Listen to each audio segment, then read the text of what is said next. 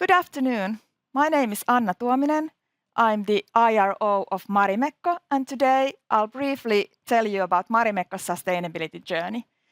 I'll first set up the scene by telling a bit about Marimekko's history, because that is something that's very relevant to our sustainability thinking, and then walk you through our sustainability approach and ambition. So let's start from a little over 70 years ago. This visionary lady, Armi Ratia, her husband had an oilcloth producing factory in Helsinki, Finland. She wanted to bring optimism and energize Finland after the war. And she started to invite artists from different fields to create designs for her husband's factory. People admired the avant-gardist prints with bold colors, but didn't really know what to do with the textiles. So Armi and Vilja decided to organize a fashion show to showcase the possibilities of using those fabrics. People were enthusiastic about the dresses seen in the catwalk and wanted to start buying them. And that's when Marimekko, Mary's dress in Finnish, was born. Armi's initial idea was to bring joy and optimism to people. And she already at that time started to broaden the product portfolio so that one of the world's first lifestyle design brands was born at that time. And ever since those days, our mission has been to empower people to be happy as they are and bring joy to their everyday lives through bold prints and colors. That hasn't changed over the years. What sets Marimekko apart from other companies is our art of printmaking, renowned and recognizable design language that has been born over the years through walking the borders between art, fashion, architecture, and design. At the moment, there are over 3,500 prints in Marimekko archives, and new ones are being designed by young designers for each collection. Marimekko has a lifestyle portfolio still today. We have fashion, bags and accessories, and home lines. Fashion, bags, and accessories together are a little over half of our net sales, and home products then a little less than half. This unique value proposition is also very good in cyclical times, the extreme example being the pandemic, when the sales of fashion and bags and accessories went down, but home products were very popular at that time as well. Marimekko operates around the world. Our main markets are Northern Europe, with Finland being the strong home market, North America, and the Asia-Pacific region. We operate through key cities, meaning that in each city we operate in, we want to create an ecosystem where we reach the consumer in the points where that relevant to them. So it can be with the direct-to-consumer distribution model being at the heart, operated either by Marimekko or our loose franchise partners, and then that's complemented by wholesale channels such as department stores or e-tailers increasingly. At the moment, Marimekko operates in online store in 35 countries. We have about 170 stores around the world, with latest ones being in Singapore, Malaysia, and Vietnam, the markets that we've opened during this year. And while we very much focus on this digital-first mindset, we feel that physical stores have a very important role in today's world still. Throughout the recent years, Marimekko has had very good results that also, with a strong history, strong roots. They bring us very much strength in our story and in our operations. But the key thing is to interpret this DNA to consumers today and tomorrow in a way that's relevant to them.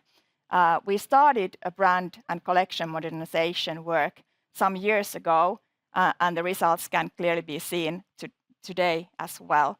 And because of this success recipe that we've found, the new strategy period that we launched at the beginning of this year very much focuses on scaling up our operations around the world. For this scaling up, we've defined 5 strategic success factors, and today I'll mostly focus on the first one, the determined sustainability efforts supporting our long-term success. The other ones are sharpened creative vision, so continuously interpreting that strong DNA to consumers around the world to speak to an even wider global audience than we're today reaching. Accelerating growth in Asia, while North Europe, North America remain our key markets as well. Asia is the main geographical focus in our growth going forward. Love for Marimekko Life refers to both our efforts to tell our unique brand story to our wide community of people, involving them also in our operations, as well as anything we do with our employees. We very much believe that joy at work translates to our customers as well. And finally, the end-to-end digitality to boost omni-channel growth and efficiency. So not just focusing on digital sales, but really digitalizing the whole value chain from going forward. So determined sustainability efforts supporting our long-term success.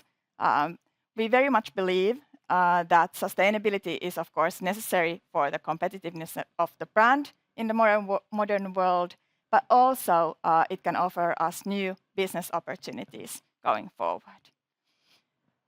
The whole thinking is very much rooted also in our history. Armi Ratia said already that Marimekko is not about trendy fashion with few minor exceptions. We make lasting and timeless products, but timelessness may, however, occasionally come into fashion by chance, like now. She said this in the 70s, but we feel that it could equally well be said today.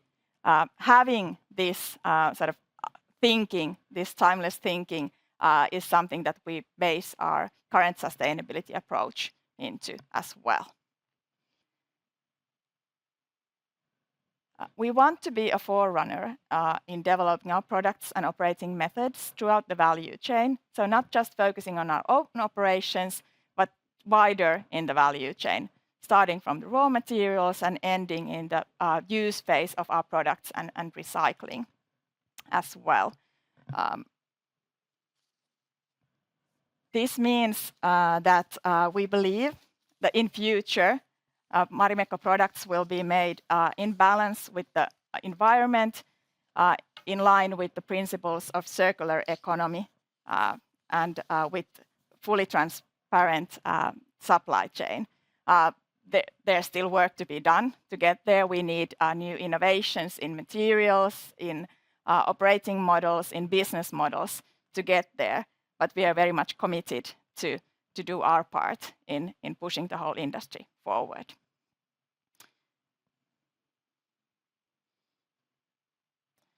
This sustainability thinking is based on 3 guiding principles: timeless design, products of tomorrow leaving no trace, and positive change. And I'll quickly walk you through each of these principles, as well as the actions we're taking around these principles at the moment. Timeless design and bringing joy for generations to come. We want to design products that are timeless, that are durable, that people want to use for a long time, that they do not want to throw away, that they can even give to a next user, even for the next generation. And some of the things we're doing in this context are creating new classics, trying to design products that are high quality and that stand the test of time, both aesthetically as well as from the quality perspective. This means that our design teams, our product development teams, everybody at Marimekko need to be all the time thinking ahead. For example, when choosing materials, are the materials long-lasting? What are their emission impacts, for example? And whether the materials at the end of the product lifetime can be easily recycled. For example, monomaterials are much more easily recyclable than some other materials. Marimekko is very much known for its bold prints and colors, but going forward, we want to be known also from the silhouettes we've created. We've done work to improve this recognition. So, for example, we have created archetype silhouettes that are repeated season after season, as well as block fits to make it easier for people to find their fit and, for example, decrease returns in online store when it's easier to find your preferred fit and combine that with products from season to season. This longevity of the products is very important. Also, looking from the sort of whole industry perspective, some researchers estimate that the emissions of the whole fashion industry could be reduced by over 40% if people would wear the items they have double the times, double as long as they now do. So creating products that stand the test of time is one of the key cornerstones of our sustainability thinking.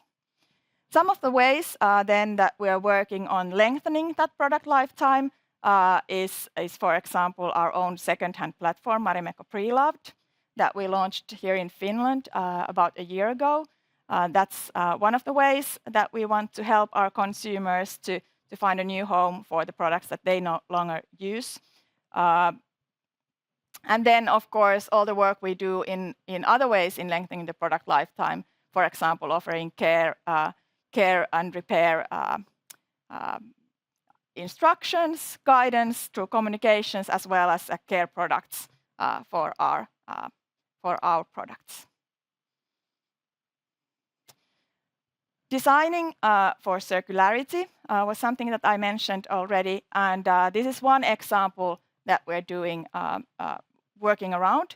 So piloting closed-loop production.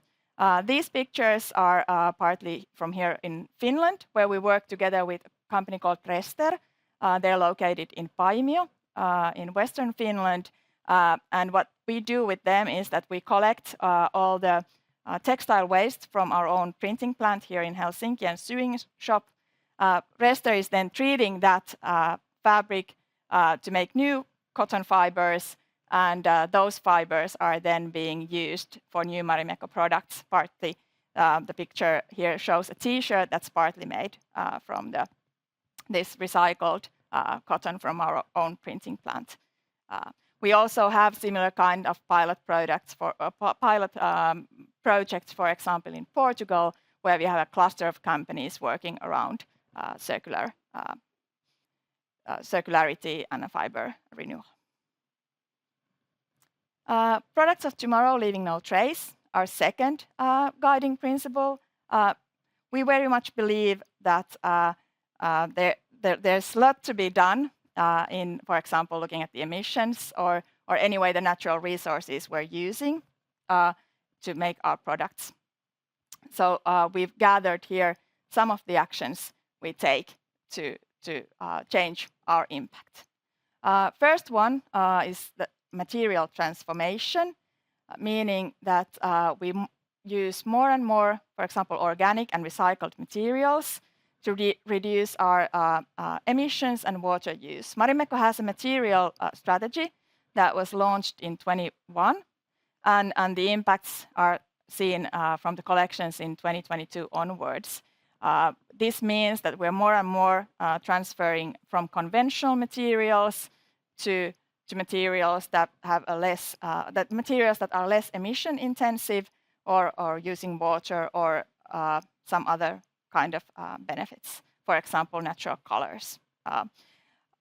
What we do as well is contributing to material innovations together with our partners. Having our own printing facility here in Helsinki enables us to collaborate with different kind of parties, helping them to develop their innovations to more commercial products. We've done this work with, for example, with Spinnova to develop their fiber to be used in printed fabrics as well. And then finally, minimizing waste, maximizing recycling, upcycling of materials. I already mentioned the collaboration we have with Rester. Thanks to that collaboration, for example, we're already able to use 50% of the waste generated at our printing plant and headquarters here in Finland as new materials, and then the rest as energy source. So there's a good development in there as well. We have set ourselves a number of KPIs that we want to reach to significantly reduce our emissions in the entire value chain by the end of 2025. The emission reduction in textile materials, the way we work there is very much the material transformation I mentioned just a minute ago. And that, of course, has direct impacts also the water usage in our value chain, as on average, for example, organic cotton has much lower CO2 footprint and needs less water than conventional materials. Logistics is another area we're working on. There it means that we will be optimizing our routes, choosing transportation methods that are less emission intensive, and we've already been doing a lot there as well. And then finally, reducing the emissions of our own operations, where we've actually reached the target already at the end of last year, when our GHG emissions were over 70% lower than in 2019, which is the base year for all these targets. To showcase our ambition, we've also committed to the Science Based Targets initiative going forward. The third pillar, positive change through fairness and equality, very much relates to the improving the transparency of our supply chain and operations. There, some of the actions we're taking is promoting fairness and equality, important values for Marimekko since the beginning in our whole value chain. Some of the ways we're doing this is, of course, having our own set of guidelines, our supplier code of conduct and other principles, training our supply chain on these, auditing them that they act according to our guidelines. And for example, our purchases outside EU are 100% audited by social audits already. Another way to improve the transparency in the supply chain is increasing the sourcing of certified, more traceable materials, such as organic cotton, or in the case of this picture, traceable leather. This is a picture of Imprint series, bag series that we launched this year, which is made from fully traceable Scandinavian leather. And finally, fostering diversity, equity, and inclusion, not only in our own operations, which is very important as well, but throughout the value chain. For example, in our marketing, in our community, fostering these important values. Those were very quickly the things I was planning to talk about, but I'm sure that Karolina has questions. Thank you for a very insightful presentation. Thanks. Please take a seat. So, thank you. You really managed to give a really positive picture on Marimekko's sustainability journey, and it sounded really interesting. If you should summarize, what are the main sort of environmental trends which are impacting Marimekko, and what are the main activities you are taking to manage that change? Well, I think environmental trends for the whole fashion industry, it is about reducing emissions, reducing the water usage. So I think those two are very much at the sort of table. Of course, being mindful of all natural resources, so also chemical use, for example, minimizing waste, these kind of things. And then I would say that for us especially, also the not just the environmental matters, but also, for example, the DEI values are important trends in the industry as well. What about, we discussed earlier a little bit about this increasing regulation, which is also impacting the fashion industry. Yeah. Could you summarize a bit that what are the kind of estimated impacts on Marimekko, and are there some activities you need to sort of take to manage the impacts? Yeah, there's a lot of regulation and also best practices in the industry that we can also adopt. But I would say that For some of the impacts, we will need to see how the final legislation looks like before we can estimate the actual impacts. Thinking about the EU Textile Directive, for example, it looks like it might be a bit similar than the packaging regulation that is already in place, if so. But I think what's interesting in that legislation is also the discussion around innovation, around materials and circular business models. And that's something that we're really much working on already. We have internally established Marimekko Innovation Works, a unit within Marimekko who looks through these collaboration partners and things that we can do to develop, for example, new materials or new business models. And they are actually behind the Marimekko Pre-Loved that I quickly mentioned in my presentation. So Marimekko Pre-Loved is a second-hand platform operating here in Finland. And I think what's sort of interesting, also coming back to the trends, is that it showcases, first of all, the longevity of the product because there you can really see the value in the second-hand. It is a business model for us as well. So, for example, the sellers there can choose to have their rewards as Marimekko gift cards to be used on our online store. But then again, it's also for us a way to reach completely new audiences, people that are interested especially on second-hand products, for example, or people who don't mind the lower price point of the second-hand product. So my next question was actually exactly about how you're going to turn these kind of mega trends into business opportunities. So for you, if I understood it correctly, it's really about these new business models. It is about the business models, like Marimekko Pre-Loved. It can also be operating models like the circularity, designing for circularity and getting those pilot products in. But then again, sustainability very much in our business, but especially looking at Marimekko's heritage and history, it is also for us part of the brand story and sort of part of our competitiveness. And that's why it's been defined as one of the strategic success factors as well. And have you identified any challenges when it comes to turning this all into business opportunities? Have you identified, for example, lacking resources or something else, which is... Well, I think one of the things that we need to be mindful is how the consumer behavior and consumer expectations are changing. So we need to be alert. We need to be sort of reacting to our customers' needs. Another thing that I would mention is, of course, we need to be sure that we can secure the better materials, the materials that are less emission intensive or water requiring. So those kind of things at least.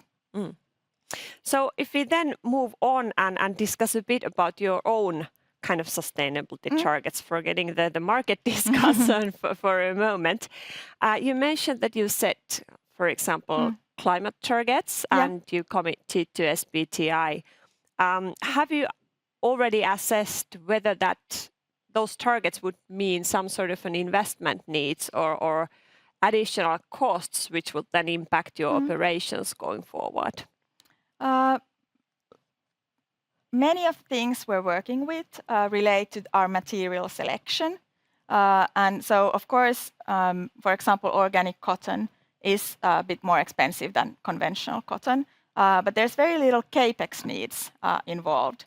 So it's more sort of this material transformation, and we want to be sort of do that in a controlled way. Also because quality and the longevity of the product is so important to us. Our promise is the timeless design. So we need to make sure that whenever we take new materials in, that their quality is also something that we can be sure about.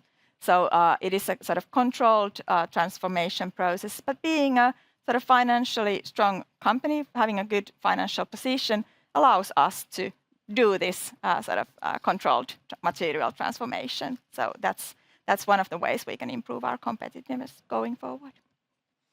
Thank you. I think we managed to kind of discuss a little bit about the market, but also about your own operations and potential impacts or changes there. Thank you very much. I wish you all the best on your sustainability journey. Thank you so much.